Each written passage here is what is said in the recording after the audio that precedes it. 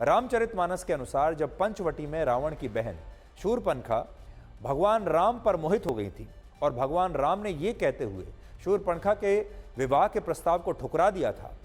कि वो पहले से ही विवाहित हैं और उन्होंने अपने जीवन काल में सिर्फ एक बार ही विवाह के बंधन में बंधने का प्रण लिया है,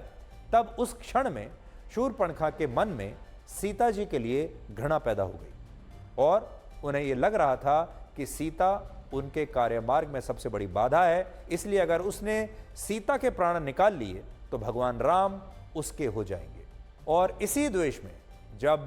शूर्पणखा ने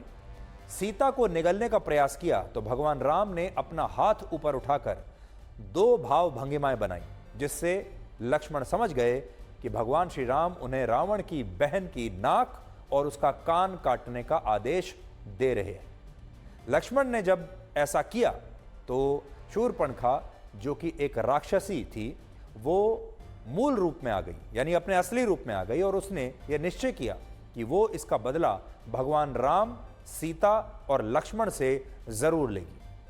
और इसके लिए वो सबसे पहले दंडक वन में अपने भाई और राक्षसों के नायक खर और दूषण के पास पहुंची और उसने अपने तिरस्कार और अपमान का बदला लेने की उनसे विनती की। इसके बाद राक्षस खर और दूषण ने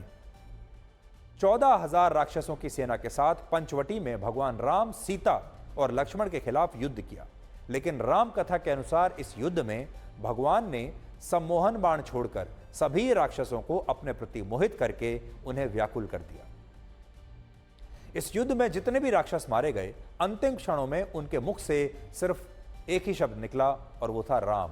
और खर और दूषण का भी जब भगवान राम ने वध कर दिया तो शूर्पणखा अपने भाई रावण के पास पहुंची और रावण को इस पूरे घटनाक्रम के बारे में बताते हुए उसने कहा कि रावण को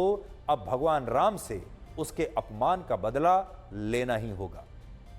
रावण बहुत अहंकारी था और इसीलिए उसने सीता का हरण करने का निश्चय किया और मारीच के साथ ही योजना बनाई कि वो एक मृग यानी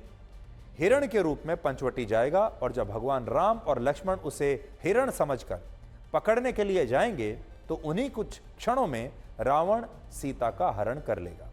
मारीच रावण के हाथों मरना नहीं चाहता था, इसलिए वो हिरण बनकर पंचवटी में सीता की कुटिया के पास पहुंचा और जब सीता ने यह कहा कि वो इस मनमोहक हिरण को रखना चाहती हैं तो भगवान राम ने हिरण रूपी मारीच का पीछा किया और वो इस दौरान लक्ष्मण से ये कहकर गए कि लक्ष्मण कुटिया के पास रहकर सीता की रक्षा करें।